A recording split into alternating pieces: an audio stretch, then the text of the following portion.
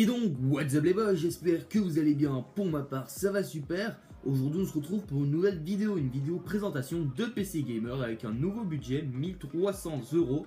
On est sur une config Athènes blanche, une très belle config qui fera tourner tout en ultra sans aucune exception. Pour ce qui est du montage, ce sera parfait pour faire des vidéos YouTube, tout ce que vous voulez. C'est une très belle config, en même temps on est sur un très haut budget et on se retrouve directement pour les composants.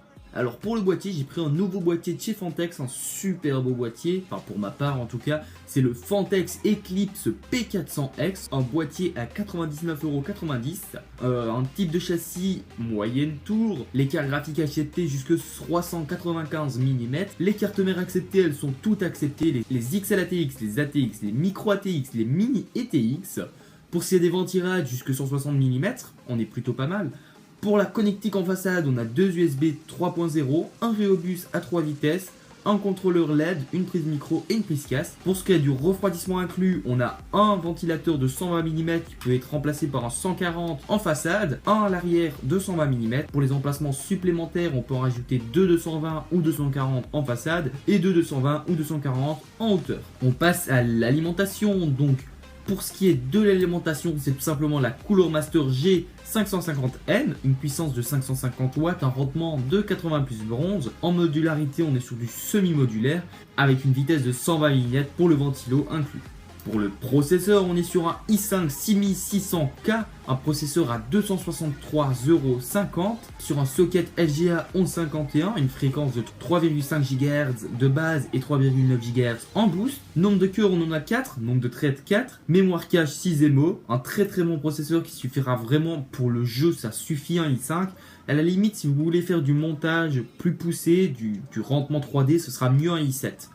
Pour ce qui est de la carte mère, une Asus Z170A, c'est une carte mère au format ATX avec un socket 1151, un chipset Intel Z170, un port PS2 pour le clavier et la souris. En sortie graphique, on a un DisplayPort, un HDMI, un DVI-D et un VGA. Pour ce qui est du Wi-Fi, on a un RJ45 intégré. Pour ce qui est des USB, on a un USB 3.1 type A, un USB 3.1 type C, deux USB 3.0 et deux USB 2.0. Et pour les sorties audio, on a une sortie SPDIF optique et Wiz Audio Jack. Une très belle carte mère qui va très bien rentrer dans ce thème blanc. Moi, je la trouve super classe. Pour ce qui est du ventirad, le Big Quad Dark Rock Pro 3, un super beau ventirad. Pour ce qui est de l'overclocking, ça passe crème. Pour ce qui est des matériaux, les ailettes sont faites en aluminium et la base est faite de cuivre. Un très beau ventirad, comme je vous l'ai dit, il rentre très bien dans la config, ça donne super bien. Pour ce qui est de la RAM, 8 Go, ça suffit pour le moment.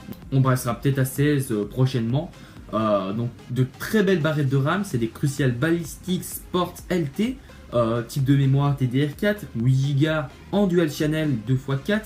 Fréquence 2400 MHz, la norme PC4 19200 et tout ça en casse 16 de la très belle RAM comme je vous l'ai dit qui rentre bien dans ce thème blanc.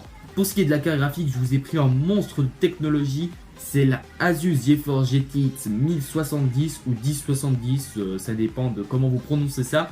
Un processeur graphique Nvidia GeForce GTX 1070, une architecture du chipset graphique Pascal, à mon avis le mec qui l'a fait s'appelait Pascal, c'est fort probable d'ailleurs. Le bus PCI Express 3.0, la mémoire 8 Go en GDDR5, ça va dépoter du lourd, mais avant que vous le remplissez les 8 Go, ça va prendre du temps. Hein. Et en sortie graphique, on a 3 DisplayPort 1.4, un DVI-D Dual Light et un HDMI 2.0, donc on a la bourre de sortie graphique, vous pourrez y mettre 5 écrans dessus. Pour ce qui est du SSD, on est sur un Corsair Force LE 240 Go. Pourquoi j'ai pris un 240 Go ? Simplement parce que c'est plus rentable aujourd'hui vu que les 120 sont 50-60 € et les 240 sont à 70-80 €. Donc c'est franchement plus rentable de prendre un 240 Go. Un format 2,5, une épaisseur de 7 mm, une capacité de 240 Go, une interface de transfert SATA 3, vitesse de lecture et d'écriture, on a 560 MO pour la lecture et 530 pour l'écriture. Un très bon SSD.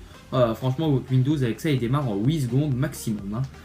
Pour ce qui est du disque dur, comme d'habitude, hein, le Seagate Barracuda de 1 Tera avec un format 3,5, capacité 1000 Go, donc 1 Tera, interface de transfert SATA 3, vitesse de rotation 7200 tours par minute, Et en mémoire cache, on a 64 émos. Donc voilà tout pour cette config. J'espère qu'elle vous a plu. Pour ma part, ça m'a pris pas mal de temps à refaire le montage graphique de présentation. Vous avez vu que maintenant j'affiche le prix, la description. Dites-moi si vous préférez ce montage graphique là que celui d'avant, hein. Donc personnellement moi je préfère celui-ci, mais bon, si vous préférez l'ancien, ça peut jouer là-dessus. J'espère que cette vidéo t'a plu. Si elle t'a plu, n'hésite pas à liker, commenter et à t'abonner. Et moi je te dis à bientôt pour de prochaines vidéos. Bye tout le monde, c'était Aourou.